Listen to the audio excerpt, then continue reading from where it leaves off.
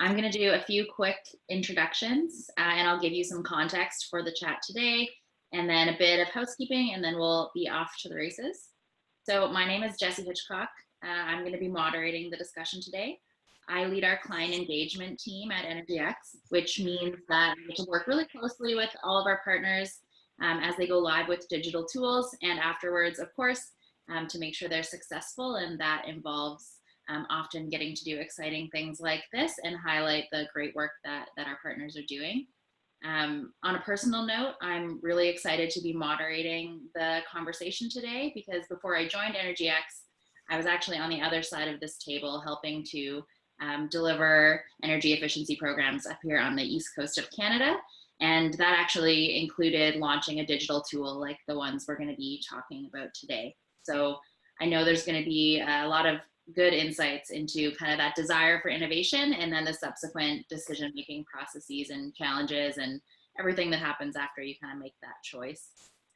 A quick note on EnergyX. So we're a Canadian technology company and we work with utilities, governments, joint action agencies, and other program administrators across North America. Our mission at a high level is to get every building to take action towards energy efficiency. And we're a SaaS company, software as a solution. So the way that we do that is to license software to help our partners engage their customers, manage programs, and ultimately hit their energy efficiency targets. The work that we do really runs the gamut from customer engagement all the way through to deep energy retrofits and building analysis. We've been really fortunate to work with the Southern California Public Power Authority on that customer engagement piece. We were very excited to embark on this partnership because SCPPA is doing really great work throughout Southern California, and we do believe that they share our vision for the potential in the energy efficiency space. I know that there are a lot of people from SCPPA on the line, as well as a bunch of the member utilities. So we're really happy to have you here and grateful that you're able to co-host with us, and thankful for the work that you all do in California. For anyone who's not familiar, SCPPA's members serve more than 5 million Californians and supply 16% of California's power. So through our agreement with them, we've been able to license our software to a number of their member utilities, including City of Colton, City of Azusa, and Imperial Irrigation District, who you're going to hear from today. They've all really committed from the get-go and seen a number of successes in all of their various platforms. And I'm not going to go into that in too much detail today because we're going to talk a bit about it as we go, but you can see on this slide that they've had some really great success as they kind of embarked on this project. That brings me to the panelists. So I'm going to start with Lewis. We're really excited to have Lewis Garcia from Imperial Irrigation District here with us today. IID is the third largest public power utility in California with a service territory that spans almost 7,000 square miles. Lewis maybe will correct me on that when he is talking to you because the unit conversions, they just get me every time. But I was lucky enough to visit Lewis and his team in California just before COVID hit. And I know firsthand that the service territory is very large. And secondly, I know he's going to have some really interesting insights to share. IID's adoption of this tool has shown a lot of success. So the month following launch saw conversion rates of almost 60%. You'll know if you work in this space or if you are in the process of kind of trying to select a tool that is really impressive. And similarly, 8 out of 10 users continue to complete the assessment month over month. So their platform has been very successful and we're really grateful for their work. Lewis is the Public Benefits Program Specialist at IID, and he's been with their energy department since 2007. In that time, he's gained experience in a lot of different roles, too numerous for me to list, but I will name some of them. So he has experience in customer service, program development, program administration, rebate programs, and even performing both commercial and residential energy audits. So very excited to have Lewis with us today. Aaron Savatti, he leads the sales team at EnergyX. So he may be a familiar face or voice or typeface on the line today. Before joining EnergyX, he was the director at Insight Energy, and he spent many years as a utility consultant and advisor. Aaron has a wealth of experience in energy management, HVAC, electrical, facility management. And of course, I get to work with him every day because he's part of the team at EnergyX. So he's a real asset to all of our partners across North America on energy management. And between him and Lewis, you are in very good hands today. So on housekeeping, one note before I turn it over to Lewis and Aaron for their introductions about the work that they're doing.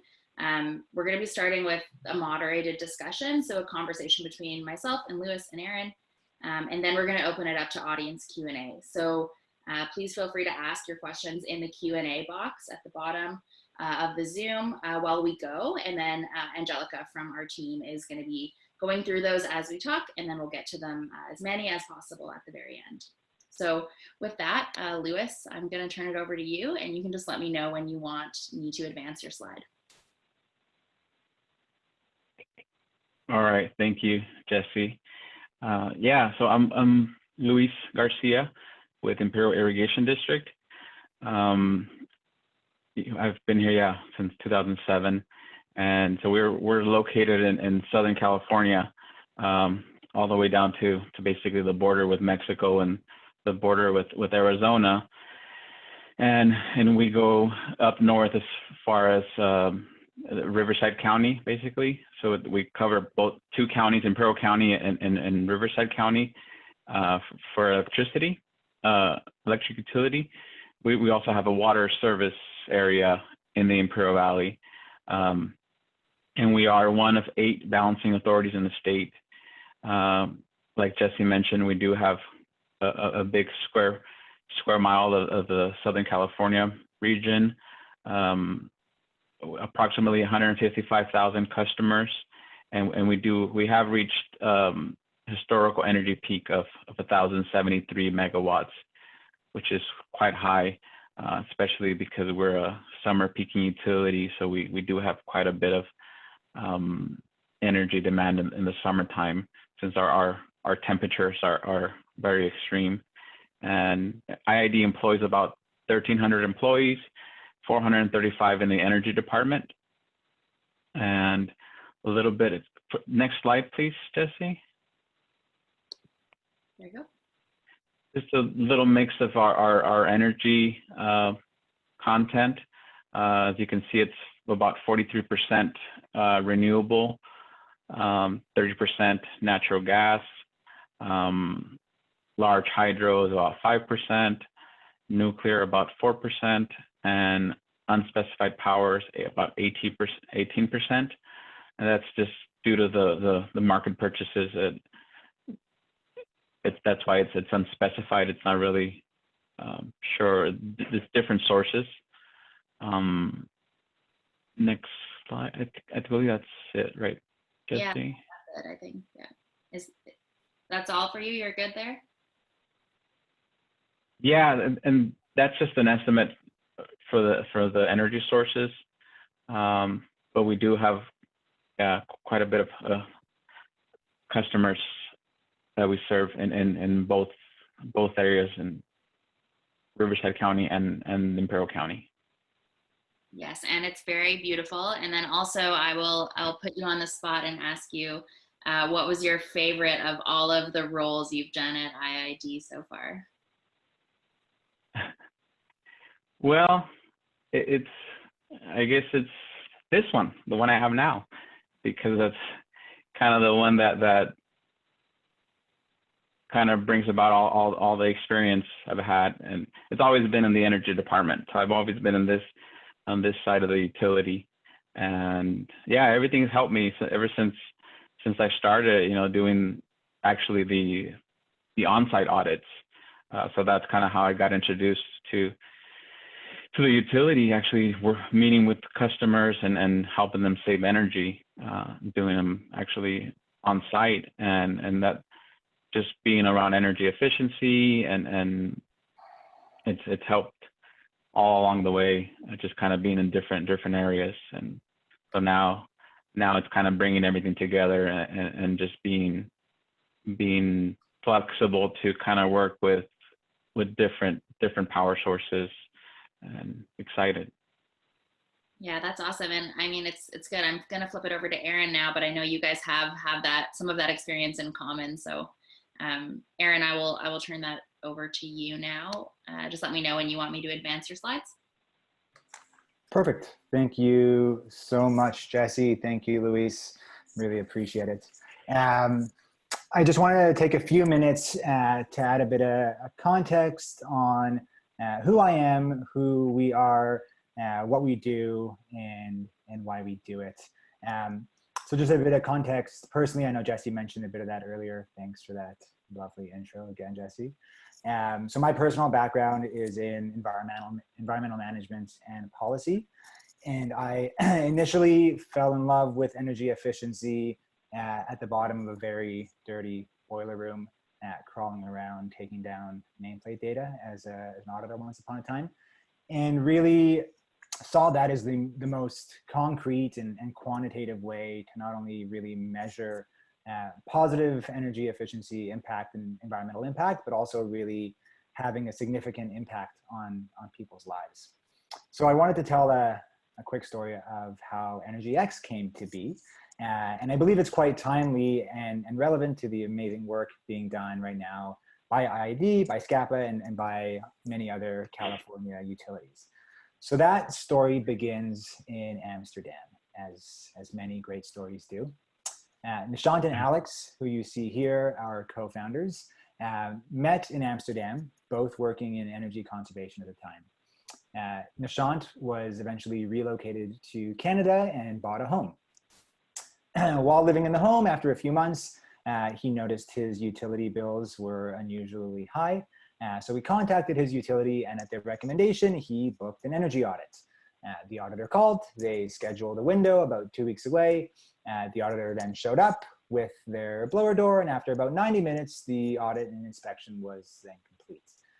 About 2 weeks later, Nishant got a report, a bit of a novel, and as he was going through it, he thought that there must be a better way to help owners reduce their energy consumption.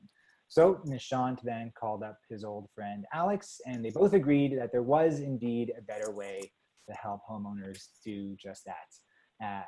After working in Europe, they quickly realized the opportunity available to us here through those learnings in Amsterdam, and were fortunate enough to seize it and found EnergyX. They both left their jobs, and we were able to bring in our first seed investment and start EnergyX at that time.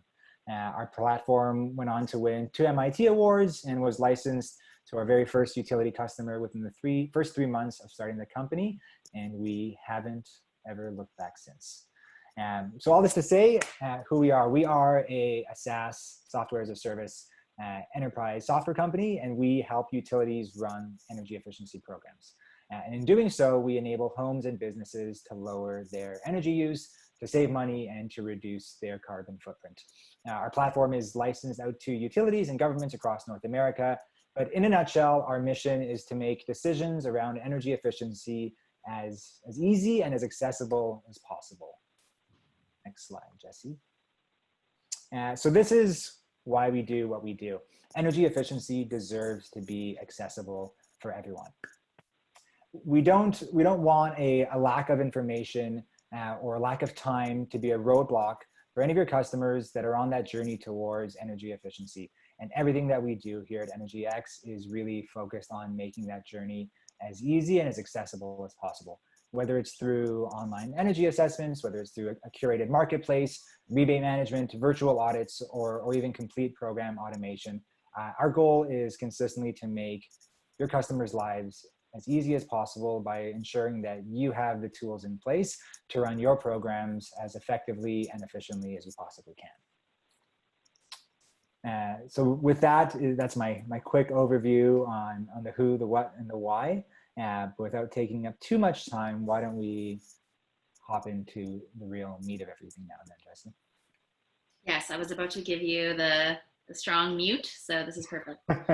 Thank you both. Thank you both for sharing that. I think it's valuable for folks on the line to understand, put it into context a bit, the work you're doing and who you are. I'm going to leave this slide up just for a couple minutes so that if anyone wants to take down our contact information, you can do that. But I will jump into the first question, which I guess is the one I'm kind of excited to ask Louis first, is is IID was ahead of the curve in some ways, right? So you guys made this decision to kind of move ahead with digital assessments long before COVID hit or was even on our radars. And now, of course, this is kind of a hot topic, and a lot of utilities are wanting to move ahead with tools like this. So what were the circumstances that led to your decision to kind of move in this direction, move towards a remote audit? Well, I think initially IID we're looking for a way to reach more customers, to be able to promote energy efficiency, and having a tool that was at their fingertips, something that they could do themselves on their own time, and learn about their home, the residents, and kind of be able to customize their inputs onto the tool. It would give them more information about how energy efficient they were, and also what the potential was to improve the efficiency, improve the home's comfort, while saving energy, and also exposing them to our rebate programs. So we thought it was a great way, for customers to find out more about how they use energy, and also direct them to our participation in our programs, our rebate programs. So we thought it was definitely a win-win. And I guess a follow-up on that is why this way versus the on-site audits? I know you initially were offering those, and this was sort of a pivot away from that. So what were some of the challenges with those on-site audits, or like with the programs as you were delivering them? Well, initially, the challenge with on-site audits, they require quite a bit of staff time to schedule the audits, to reach out to the customers, to work out a schedule to see when we're available and when they're available, making something work for both of us. And there was also, the travel time. We do have a large service area, so travel time was also a factor. But I think, costs definitely, overhead were higher, when we actually had the program on-site audits, and this having this component of online audits, we would be saving on those costs, and since a lot of most customers would do a lot of things through their phones or their computers, we thought it was a great way to even reach more people than the actual on-site audit. Yeah, that's a really good point about the cost effectiveness. I think we don't always necessarily think about it with that lens. Aaron, is that sort of in line with what you've been seeing? I know you've been having a lot of these conversations over the last few months in particular, but does that kind of make sense? Like where audits are working, where they're not working? Yeah, absolutely. Am I muted? No, you're good. Okay. Yeah, I absolutely do think that makes sense, and that's in line. I think there's very common threads across a number of different utilities that face similar challenges, but I also think that, and obviously we know that every utility is very different and unique, and it's so essential to be able to initially identify what those really unique requirements and position is before you start sort of throwing tools at it, so to speak. But yes, I mean, in short, we see all those factors fitting in right across the board. Yeah. I guess so. The next kind of thing I'm thinking is for Luis, like when you made the decision to go digital. So you've identified all of these kind of reasons that you need to, you're going to reach more people, it's going to be more cost effective. What did you start looking for when you were starting to make the switch, or what would you tell utilities who are thinking of making the switch now, what they should be keeping top of mind or things they should be looking for? Well, we wanted to make sure that we had a tool that provided, information, accurate information to the customer, information that people were satisfied with, useful information, that they can actually translate to their everyday activities. But yeah, I think we were looking at that, and we realized that some customers do like the on-site audit, actually like pre-COVID, of course, the personal aspect, of actually somebody going to the house and giving them everything, in person, and kind of taking a look around of the house. So we knew that we were aware that, that might come up later from customers, that they do miss that. That hasn't been the issue yet. But we wanted to make sure customers were satisfied with the product that they received, and wanted to make sure that it represented our service area with our the climate zone that we're in. Wanted to make sure that the tool focused a lot on air conditioning, because it's a big factor here. Air conditioning is quite a few months out of the year, so geared toward that, and just making sure that customers understood how that translate into savings. Yeah, that's a good point, because I know obviously you guys have very particular rebates for your particular service area, and you were wanting to make sure that those would be reflected in the tool. And I think Aaron, I don't know, what are your thoughts on that piece of like ensuring that the platforms you're choosing fit well with kind of rebate programs as they exist in any utility's particular area? I think that's something that sometimes becomes a secondary thought. You're so excited about just getting the tool live, and then you're starting to build the pieces together of how does it fit. Yeah, it's a great question, and I think something that needs to be looked at incredibly closely. I'm always a big fan of challenging all of our partners when we're looking at any sort of digital tool, because these tools, whether we like it or not, do not operate within a silo, right? There are multiple departments within a utility that sometimes don't always have the most efficient methods of communication to one another that are really going to be impacted by those tools, right? Especially when you're including multiple components simultaneously, including an online audit, rebate processing, digital marketplaces, things like that.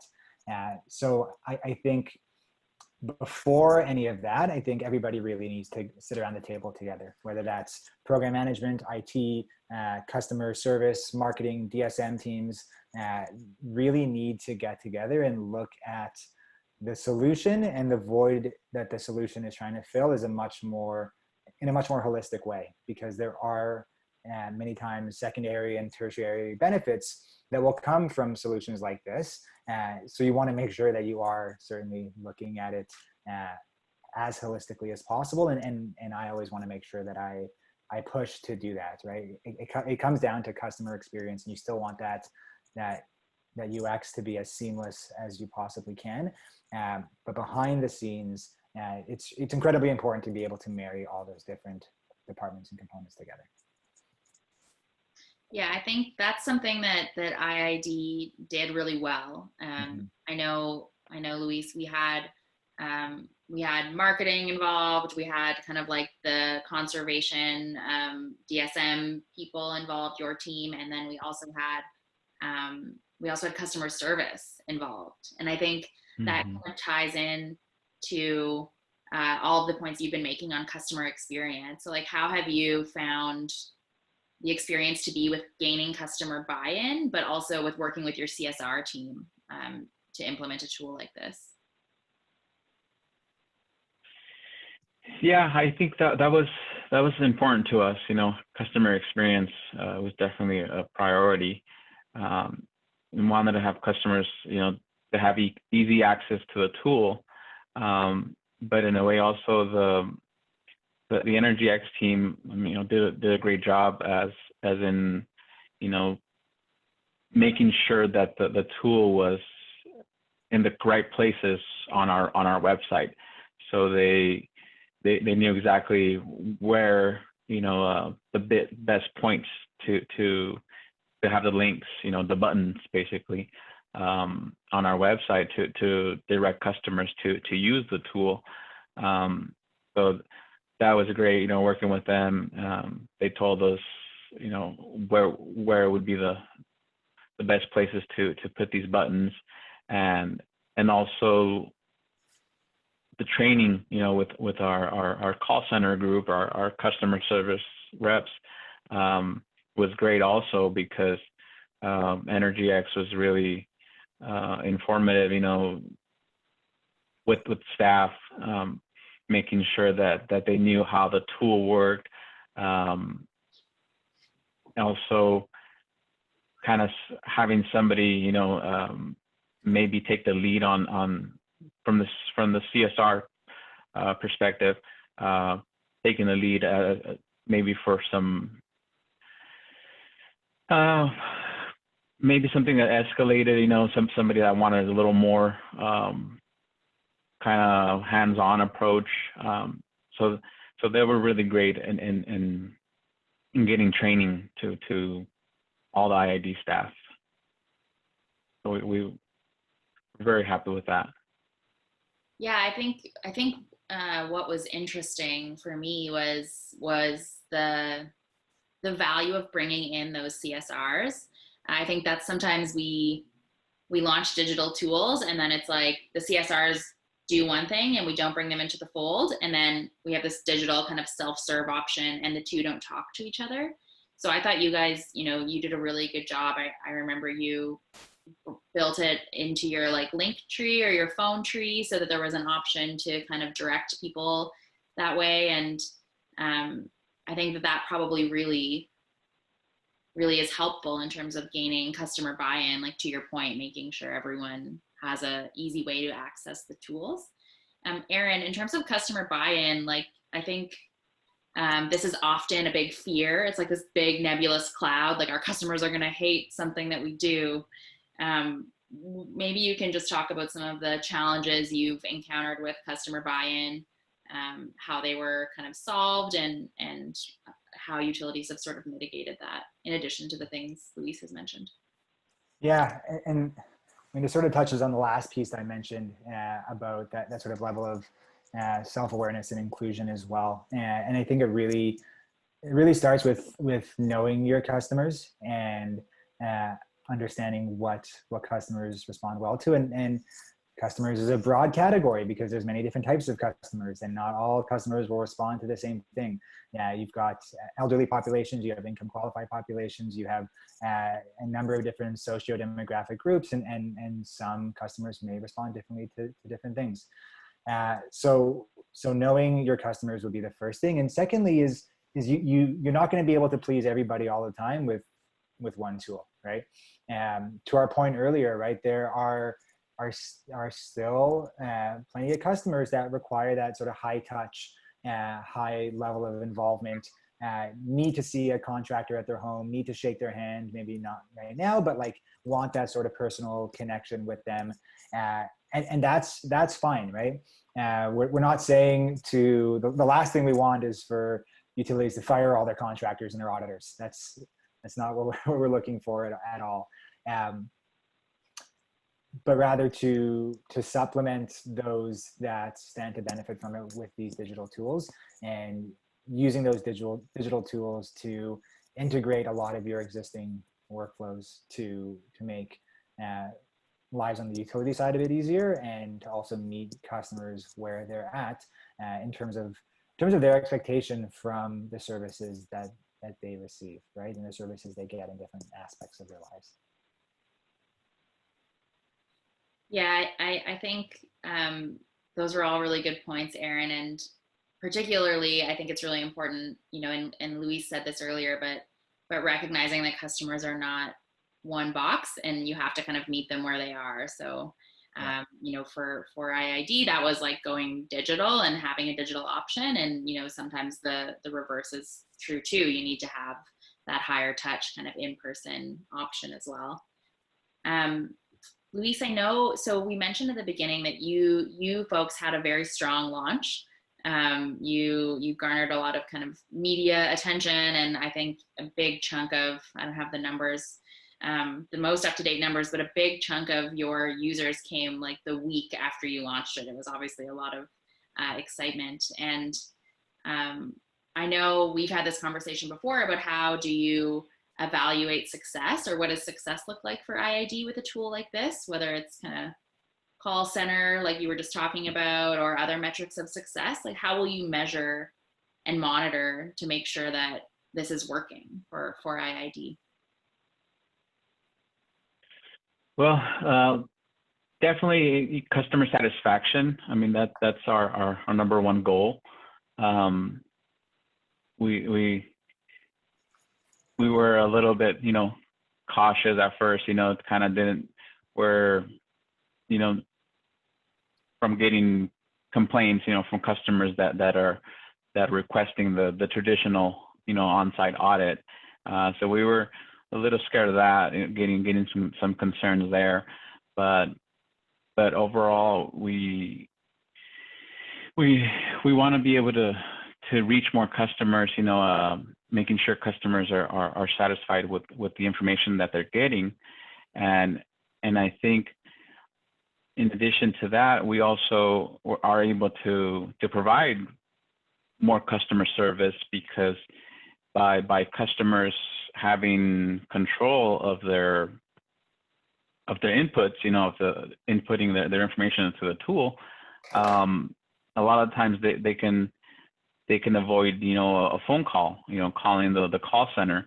So that also, you know, helps our call center, because they're really busy. You know, they have a big call volume.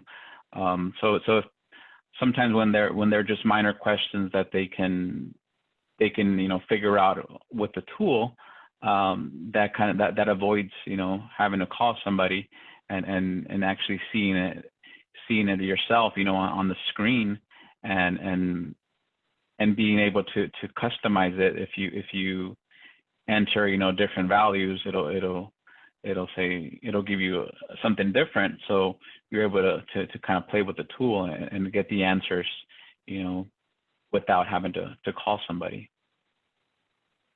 Yeah, I think that's a really interesting one. And I know in your case, you were saying that previously that the kind of any call about a high bill was actually getting directed like to you personally, right? So yeah, I think I can see why that would be an important metric, like from a evaluation perspective, but also just like better use of your time and your team's time, right? I think a lot of these questions can be answered interactively, to your point. Correct. Aaron, are there any other success metrics? Like, so that's an interesting one. I think, you know, usually when we start having these conversations with our partners, it's like conversion rates, completion rates, like how many people are going to get on the platform. But I think the one that Luis just highlighted is a really cool and interesting one. Are there any other kind of success metrics you've seen work really well, or really not work well at evaluating tools like this? So instead of giving specific success metrics, because again, every utility will be very different in terms of what they're tracking towards. And IID has done such a good job of tracking towards that by doing the marketing and keeping customers informed and engaged. I would just say it's incredibly important to set those metrics at the beginning through benchmarks and really set that target. But I would say just as importantly that an iterative process is as important, right? Listen to your customers, learn as much as you can. We're big proponents of not being incredibly rigid and having as much fluidity as we possibly can within this work. So I would say, I mean, Rome wasn't built in a day, right? I think it's quite important to be able to iterate. And as more and more learnings come in, make those adjustments. You can track towards new benchmarks. You can add additionals. You can take things away. It doesn't need to be so rigid because the times they are changing and things will continue to change.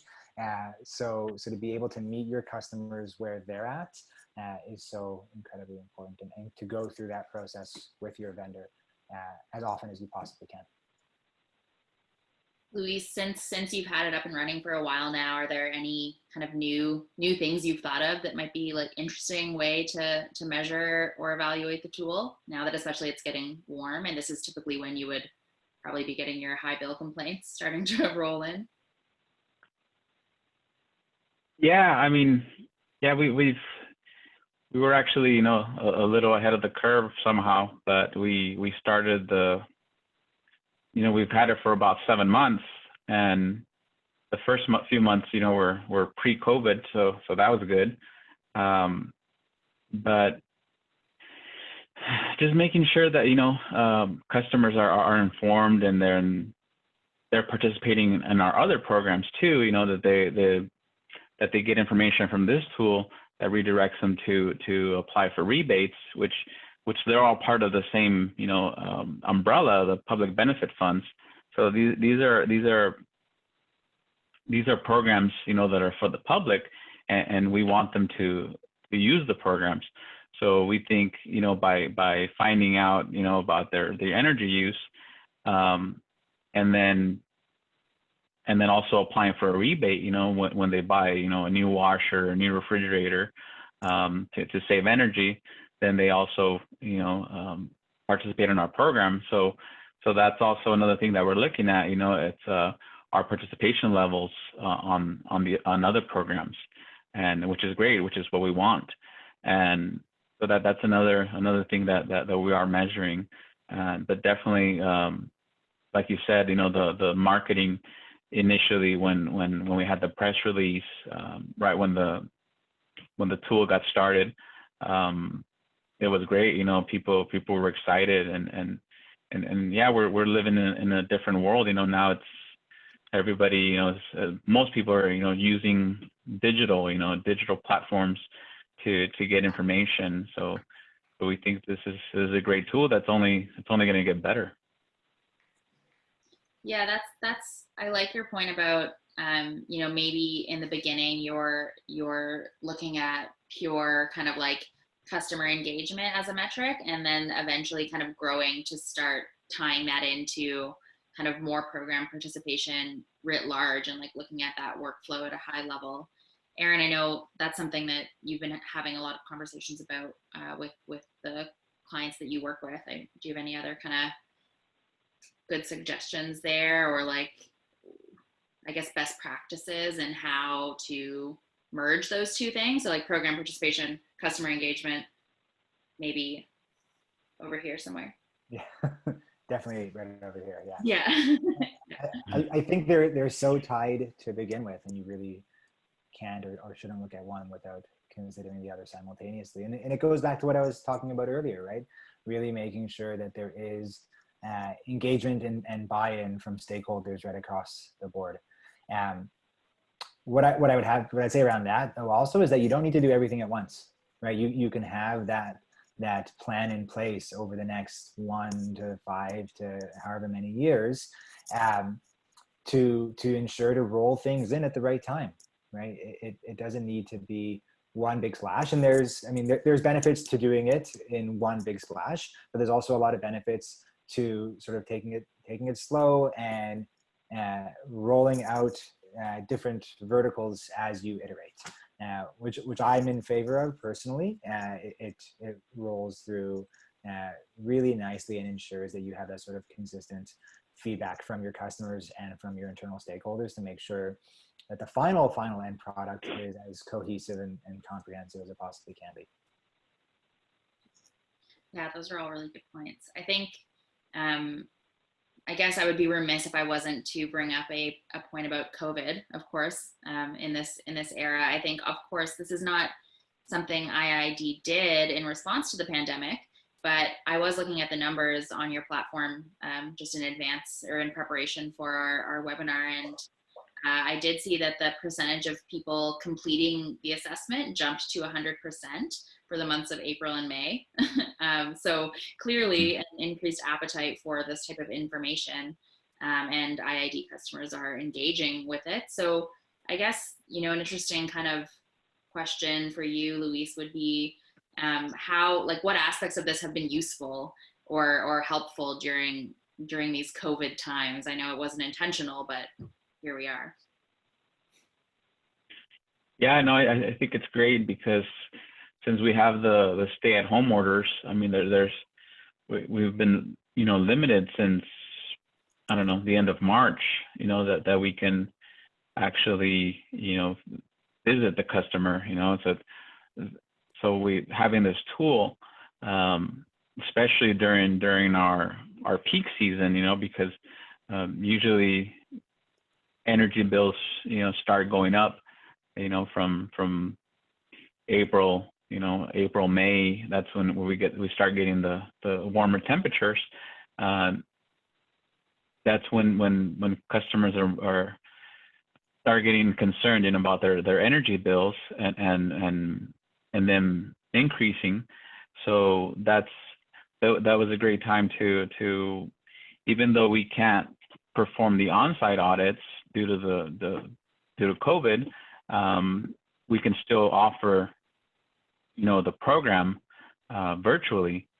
So I think that's great that we have it, so that we, instead of stopping the program altogether, we can still offer the services without being there. Basically something that we can do remotely. Yeah, I think, I guess we keep talking about this, but yeah, you were very ahead of the curve, and obviously we couldn't have foreseen how this would be necessary. But that does lead into my final question. It's that, if we've learned anything over the last few months, it's that the world can change in an instant, and it's really important for us to be able to adapt and be nimble, both as an industry but also as individuals. So with all of this in mind, I guess, where do you see IID going in the next 5 years? And then Aaron, maybe after that, you can just kind of share your final thoughts on where you see the industry going, even more broadly than that. Sure. So Luis, for IID, what's next? Yeah, well, in my humble opinion, I mean, I think we're definitely at a point that we're going to be doing, more, offering more services, more. I mean, there's already quite a bit. There's already a lot of things that you could do on our website and through our app. But I think in the future there's going to be even more.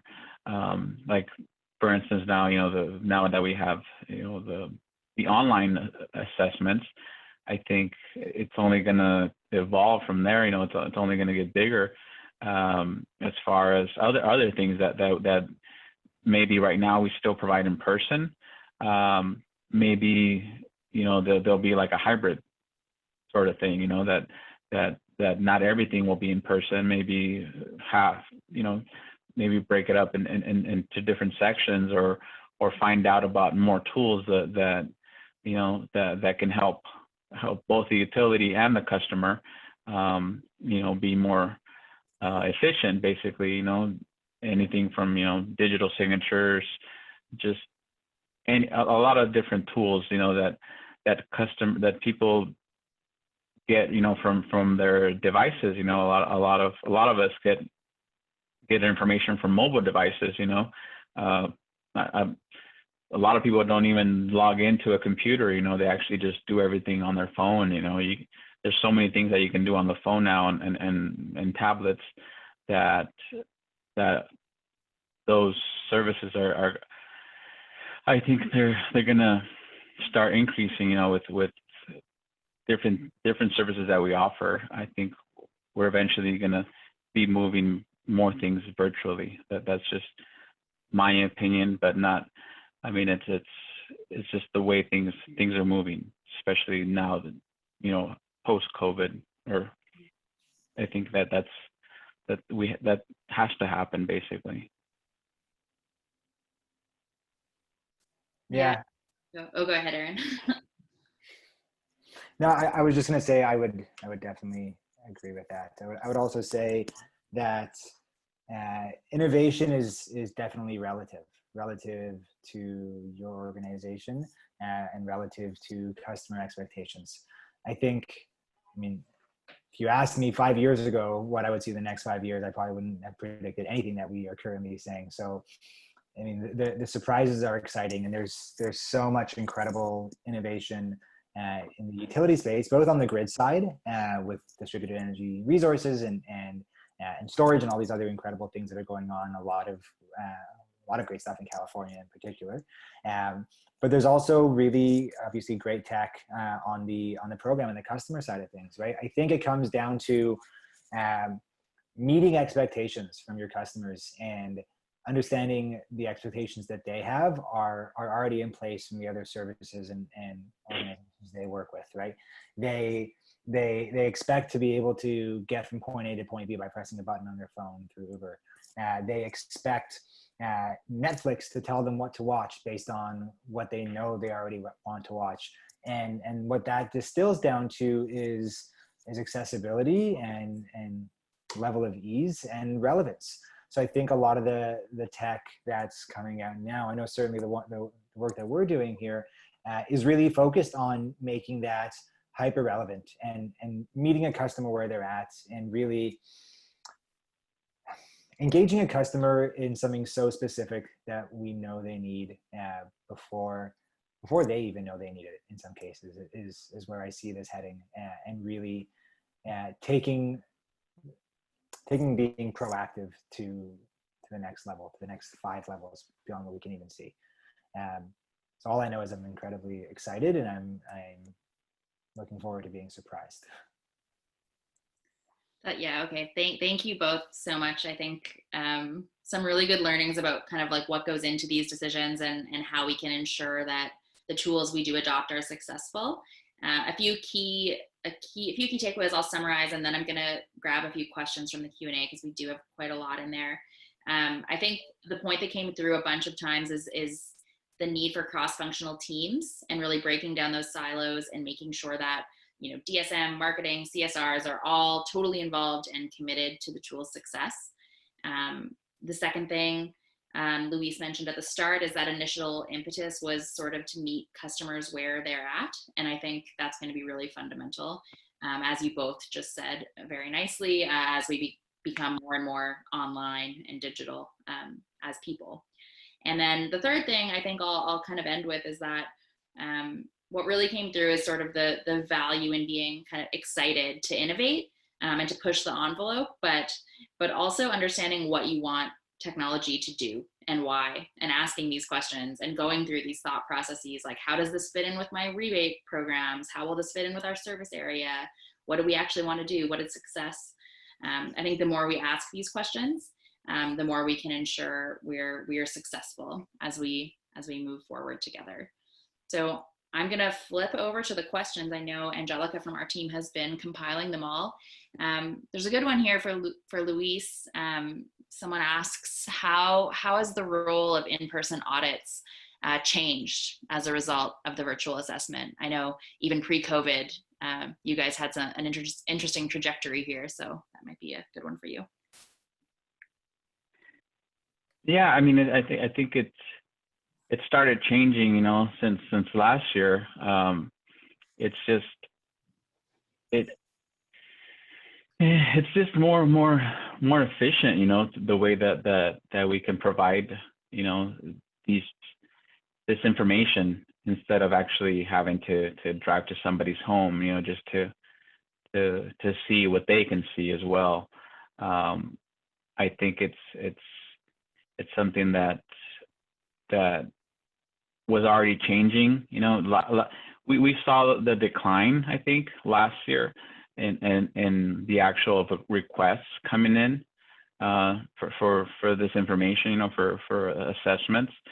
So by seeing that, we noticed, that the trend was already going down. A lot of people were getting information already from different sources, and what better way, for them to get it, but from a tool that IID provides. So I think, yeah, it was already changing. We just kind of had to adapt to it, basically, and now I think we're very fortunate that we do have it, right now during COVID, for sure.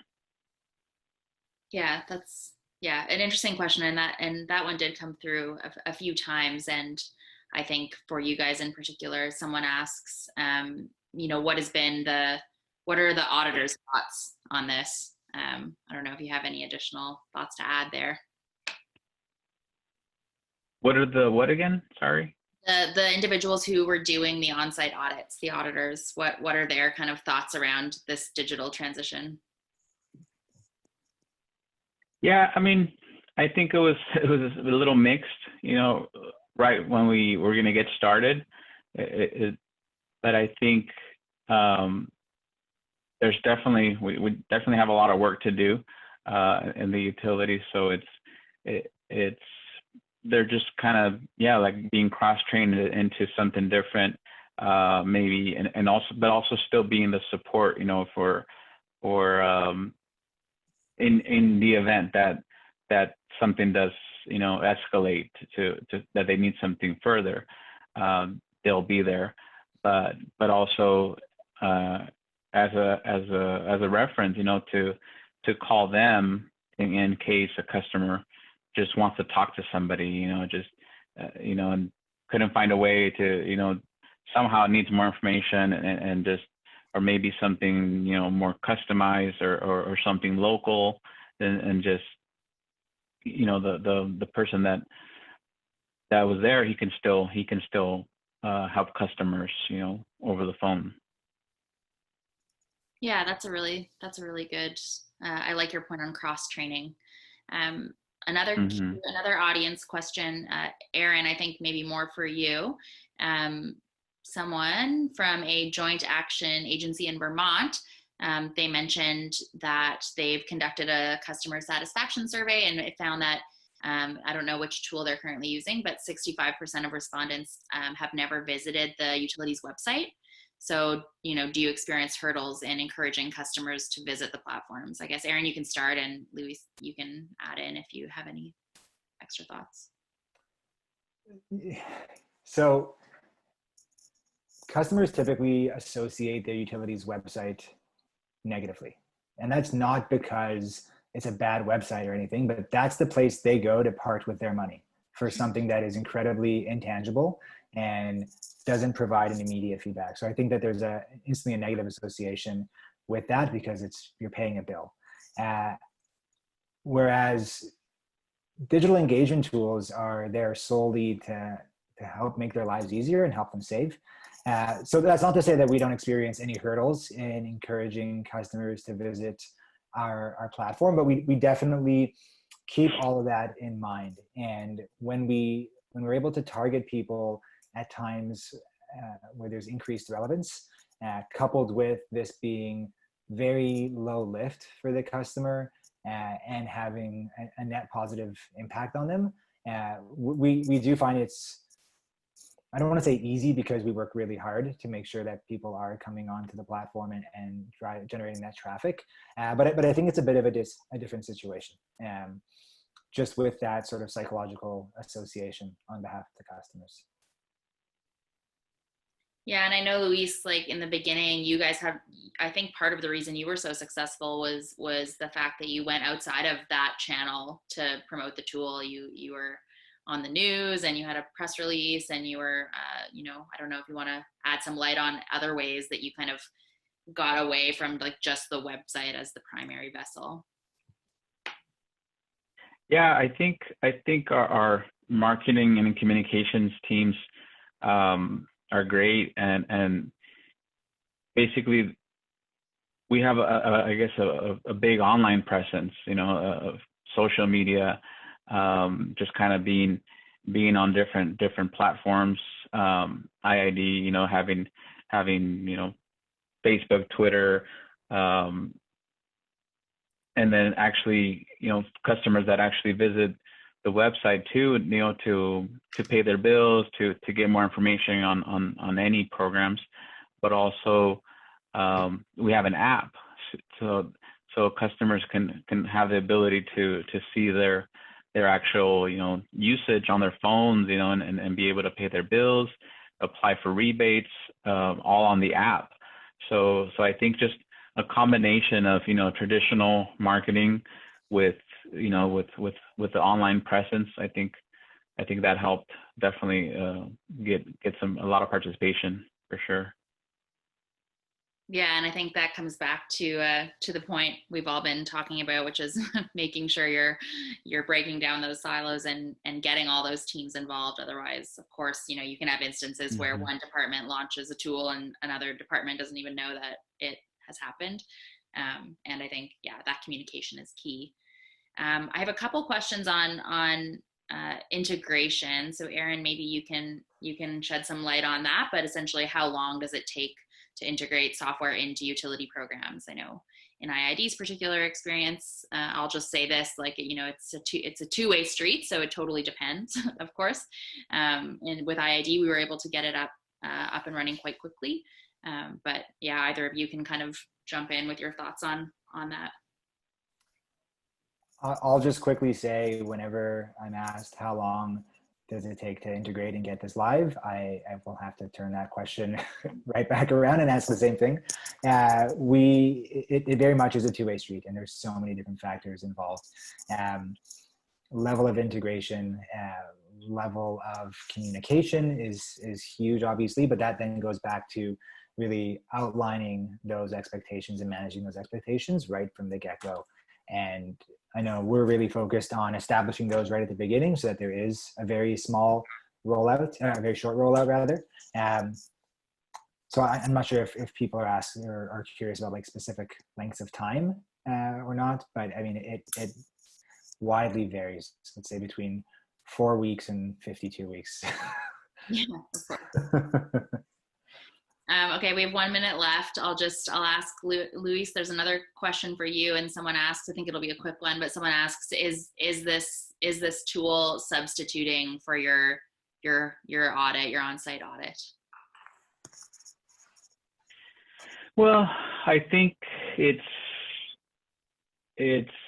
definitely supplementing. I mean, we still have, we still offer on-site audits for commercial customers, and for our rebate program, there's pre-inspections, post-inspections, but this tool, is probably taken over, about 80-90% of that market, that was there. And very, very, very, very minimal, to the on-site presence now. But we still have it in case, it does, if somebody were to request one or have a special circumstance, we could definitely accommodate it. Awesome. Okay, we're 1 minute over, but thank you both so much for all of your thoughts and everyone for joining. I couldn't get to all of the questions, of course, but obviously feel free to follow up with us or with Luis after the webinar. We'd be happy to chat. And I hope everybody has the rest of a great day, afternoon, morning, depending which time zone. And we're happy to have you here. Thanks so much. Thank you, Jesse. Thank you, Thank you. Louise. Thank you, everybody. Really appreciate it. Bye, everyone. Thanks, everybody. Bye. Bye-bye. Thank you.